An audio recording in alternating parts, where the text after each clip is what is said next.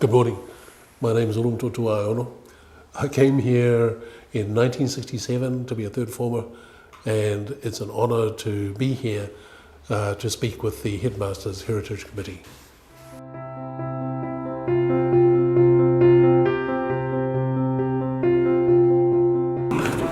Oh, is this still 3A? Primary school and normal intermediate. And all the guys in normal intermediate came here. You still ring the bell? Yep, it's still down. Wilson, you probably rang them. I've rang it so many times. But Only 71. Yeah. 67. Oh yeah, Kilpatrick. It's the world, man. Hi, we're here today with Ulu Aiono, who was an Augusta Award winner for 2023. Why did you choose to originally study medicine but then go into computer science? Yeah, I did not choose to study medicine. When I left, I went and got a job because I'd had enough of study. But, you know, I have an acronym. It's called MEAL, which is medicine, engineering, architecture and law. So for me and my mates in the 7A Latin, every one of us was going to go to one of those schools, medical school, engineering school, architectural school or law school. I chose to go and work for Fletcher Brownboard out in Penrose and learn how to make long run roofing because I'd had enough. The money wasn't good, so then I decided I loved driving and I became a taxi driver for co-op taxis. But after a couple of years, two of my friends were murdered. One was a man and the other was a woman whose body was not found for a week until the police found her taxi and her body in the boot in Papakura. So that's when I said to my wife, I don't think there's any future in long run roofing. I don't think there's any future in being a taxi driver. I really need to go back to university. And she said to me, so which university? And I said, let's go to Otago where there's a medical school. So I enrolled from Auckland, went down there to study medicine, starting with the medical intermediate. And one thing led to another, and I became a computer scientist. How did I become a computer scientist? Well, in those days there were 3 terms. There weren't 4 semesters in the education system. So at the end of the first term, I was walking along Princess Street, which is one of the main road in Dunedin, and I was looking into an electronics shop, a bit like Dick Smith, and I saw what looked like a calculator, except that it had trig ratio and integral signs on some of the keys. And I went in and I said, "What's that?" And they said to me, "It's a programmable calculator." I said, "What's a programmable calculator?" Because in those days we used to use slide rules and Cambridge log tables. Oh my time. And the guys in the shop said, "Look, we don't really know, but you want to borrow it because you look like you're a student?" I said, "Sure." So they said, "Show us your student ID," and they let me borrow the calculator and the manual for 2 weeks during the university first term holidays. I took it home, opened up the back of the manual, realised that there's something called reverse Polish notation that Hewlett-Packard used to program his devices then, got stuck into it and realised I have a talent for computing. So I switched from studying medical intermediate and medicine at the end of that year to computer science. And computer science was a brand new sort of discipline back then. Back then when? 1979. So, obviously after you finished your degree, you became the first Pacific Islander with a Bachelor of Computer Science, and then after that, Master of Business Administration. So, how would you reflect on this experience in the prison, and how do you think more Pacific Islanders can be supported in pursuing tertiary studies? Interesting question. So my advice and my reflection is this: don't get hung up on a subject. So, for example, in the third form when I arrived here, we got hung up on 6 or 7 subjects. There was maths, English, chemistry, sciences, physics, German, and Latin. And And we had to do those third form, fourth form, and then fifth form, we could specialise a little bit.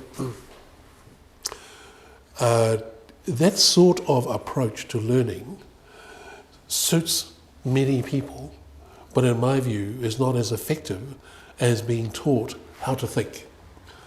So, in my experience here at Auckland Grammar and in university life, in the tertiary sector, except in the areas of humanities like philosophy and in classics, study of English and arts, sciences and students and professionals have to work out for themselves how to think. Now, what do I mean by how to think? What I mean by how to think is what causes something? What is the cause of the things around us? If we have a goal, then that goal is an effect. How do we, or I, with a goal to be a doctor, cause the effect of being a qualified doctor, and then a practicing doctor or a specialist? So, that's a sort of a roundabout way of answering the question. What would your advice be to Pacific Islanders or other people who want to get into computer science? My answer is, first work out what you want. In other words, work out what your goal is as an individual or your dream is. Then use the process of critical thinking to work out the shortest distance between you and your goal. The shortest distance between any 2 points of cause and effect is causality. Everything else, correlation, imagination, is the long way round. So, what's my reflection? My reflection is anything is okay as long as the individual or the student really wants to do it. Like when we were walking around the building here, I asked a couple of questions like, what do you want to do? And your mate in the corner here said commerce. I said, what in particular? And he talked about, managing other people's money and starting his own business. That's the right approach. Take the time to work out what to do, because in the absence of knowing what I wanted to do, I did a whole lot of things like making long-run roofing, becoming a taxi driver, studying computer science, or starting to study medicine, studying computer science, then doing business administration. But really all I wanted to do was do what I want, when I want, which is to be free. And in that case, anything that can be done with excellence and that doesn't damage social cohesion and encourages social formation and social contribution is okay. Anything, any discipline or subject. But to be successful in that discipline or subject, which is the shortest distance between where an individual is and what they want to achieve or their dream, you have to know how to make it happen. And making something happen is, the process of making something happen requires critical thinking. Critical thinking is knowing what causes things. So, obviously, following on from that, speaking about making things happen, I guess, you founded your company, Cogita, specializing in enterprise resource planning software 40 years ago. So what motivated you to go into this industry, and how have you ensured the growth of your business over such a long period of time, and obviously into newer projects like you were talking about earlier as well? Enterprise resource planning, as it was known then, ERP, was an outgrowth or a development from a discipline known as material requirements planning. So material requirements planning is, we want to make some diggers, and we want to make, say, 1,000 diggers a month over a period of 10 years, because that will enable us to build a business with a specific top line, with a specific margin and operating profit and net profit after tax and dividends for shareholders. So that's material requirements planning. When I was looking around to start a business, it just so happened that I had been working for New Zealand Steel out of Glenbrook, and they'd recruited me because of my computer science degree to help build a material requirements planning section inside their new cold strip mill out of Glenbrook. When I realised that, making long-run roofing, being a taxi driver, being a medical student or being a doctor, when I realised that material requirements planning was not really what I wanted to do in life, I handed in my resignation And I went to Whitcoulls and I bought a whole lot of books on entrepreneurship and how to start your own business. So I already thought I knew how to start my own business because I'd done a business administration degree. But business administration is administering, much less entrepreneurship. So I used the books from Whitcoulls. Thank you, Whitcoulls. I used the book from Whitcoulls at Westfield in Manukau to work out how I should build my business. And what I learned from those books is to build a business, you have to make sales.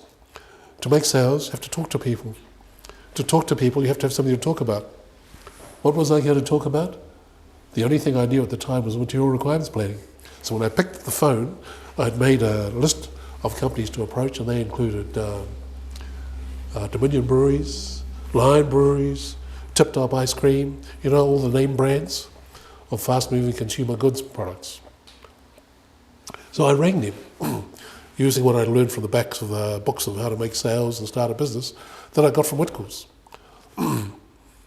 One thing led to another, and after about 3 or 4 years, they didn't just accept my calls to meet, but they started saying, you know, you seem to know a lot about material requirements planning.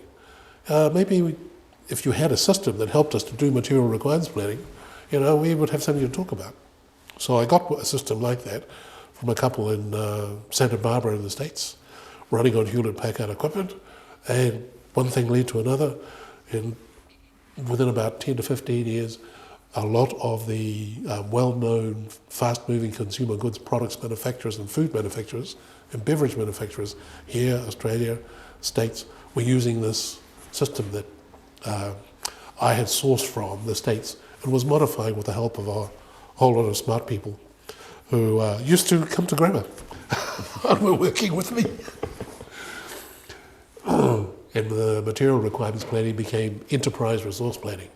So not just working out what the parts are that are needed to make something, but the timing of those batches, the sourcing of, in the case of ice cream, you know, when should cream be bought and how long should it be stored, and in order to make, you know, what the supermarkets require.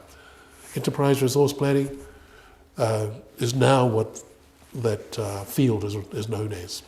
So, from what you learned both from your degree and of course the books you bought from Whitcoulls, what are the key pieces of advice you would give to Auckland Grammar students looking to start their own businesses in the future? Remember, it's hard to get it right when you're 15 or 16 or 20 or 25. My advice is it's hard to get it right and to know exactly what business to get into. So that's a truth, because at the age of 15 or at the age of 20, no one really knows what business is going to be successful for them. So here's my advice. Just do something and make a start. Because making a start today gives me or the individual who's making a start the benefit of hindsight tomorrow. And that hindsight is 100% correct because you can't change the past. That hindsight is 100% true. And that hindsight is valuable data that can't get any other way except to have lived a day and done something to advance towards what I think or that individual thinks is what they want. So here's my advice. Choose anything.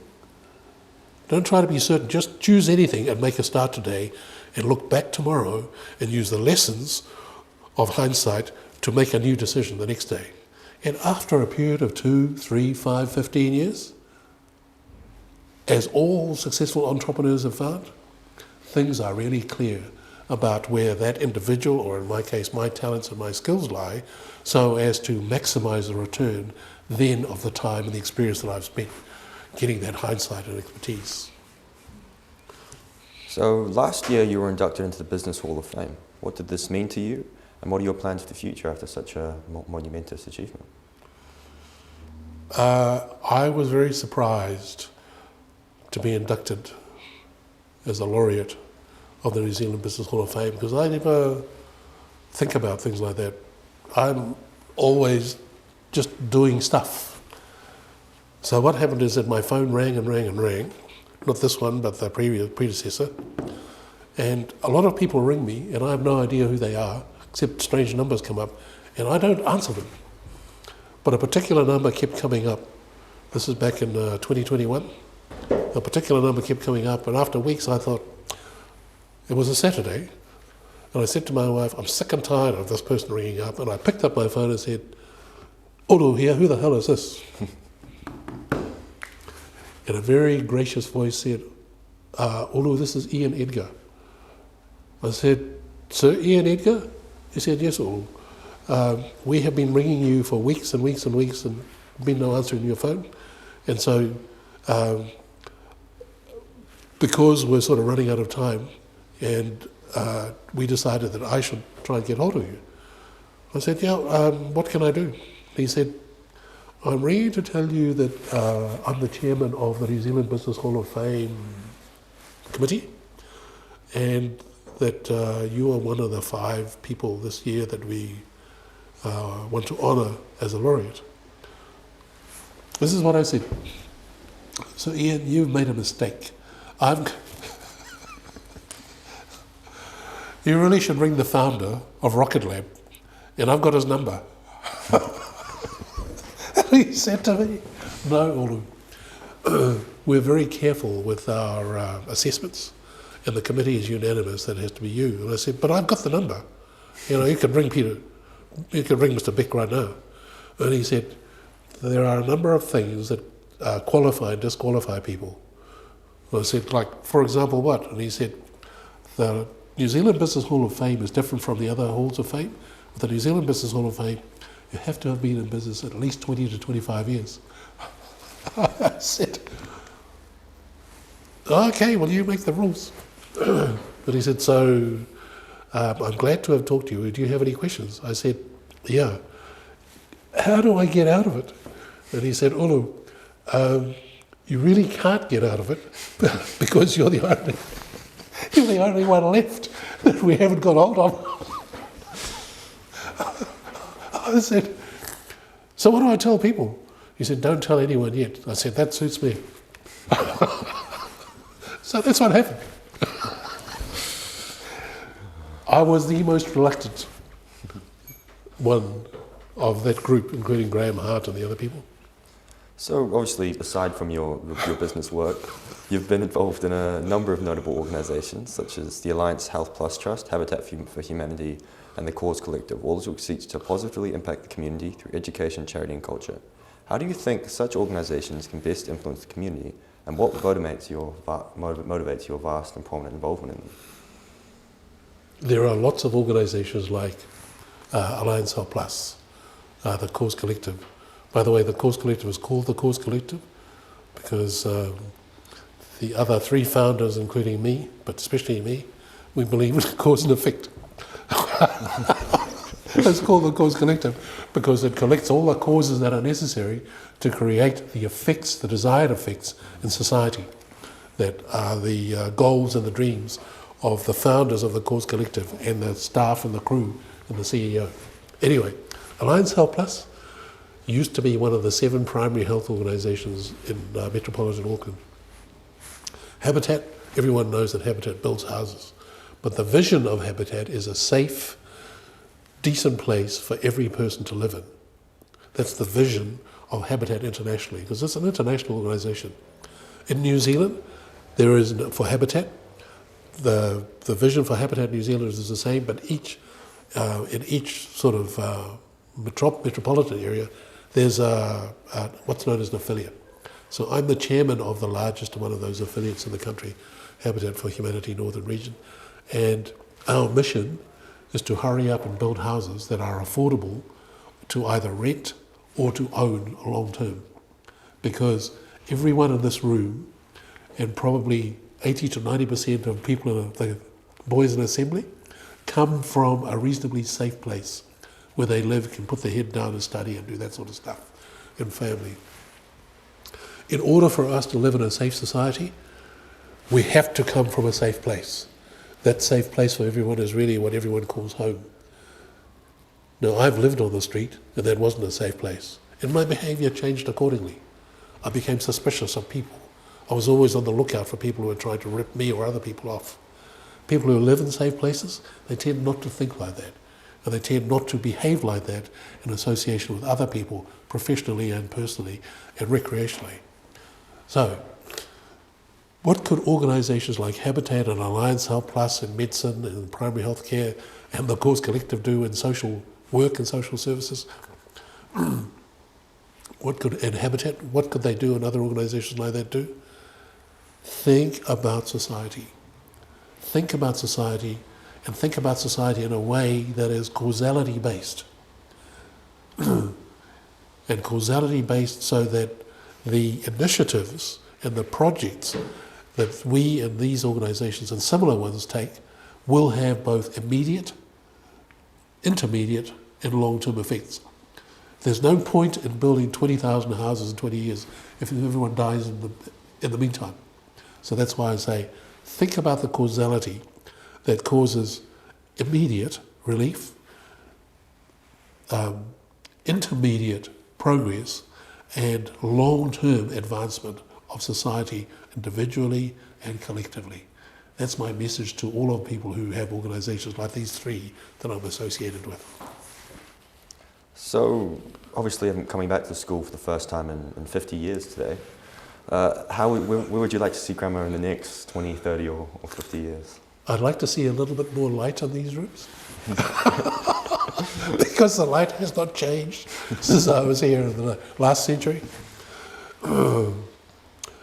I'd like to see a little bit more assurance to visitors and for visitors that there is critical thinking teaching going on in this institution. So in my years of 3A, 4A, 5A Latin, etc., some of us were instinctively good at critical thinking. And those of us who were very good at critical thinking in a wide range of subjects came top every year and got scholarships and A bursaries. Those of us who were not either taught or instinctively thought that way, you know, what causes this and then what's the effect of that, and what are the negatives of such effects and what are the positives of such effects and what's the likely distribution of those effects and what will they cause. Those of us who didn't think like that naturally, we struggled even though we were in the top forms. So if there's one thing that I'd love to see and be assured about Auckland Grammar in the next 50 years, it is that it is producing the planet's most able thinkers. Not scientists, but thinkers. If we are able thinkers, that is, we can cause whatever effects are desired and necessary in society and personally, then we can be artists, we can be business people, entrepreneurs, we can be scientists, lawyers, doctors, whatever field. Because every field, the continuity of every field of endeavour in society and on the planet requires effects. Continuity is an effect, but it has to be caused by something. So, if Auckland Grammar in the next 50 years produce the planet's most able critical thinkers, the planet would be much better off. Not just Auckland Grammar, not just Auckland, not just New Zealand, Aotearoa New Zealand, but the planet. And the planet has had many distinguished scholars and thinkers from here. But how much better if 70, 80, 90, 100% of the output of education here was critical thinking in every individual that left here. How much better would the planet be off? Immeasurable. So, final question. How does it feel to be named as an Augusta Award recipient for 2023? I have the same speechless, shocked experience as I did when Ian Edgar Ray. Like, are you sure? I think you got the wrong number. That's how I feel. It's the last thing I expected. It's a huge honour, but it's the last thing I expected. So there are some other, on LinkedIn, there are some other old boys who've contacted me and said, what a huge honour. And my response is, I know. Can you believe can you believe it? I mean, really, that's how I feel. Thank you very much. I'm very honoured, but it's a huge surprise. Oh no, that's the wrong answer. Well, I think that concludes our interview for today, so thank you very much. It's an honour. It's a pleasure. It's great to meet you guys. Thank you very much.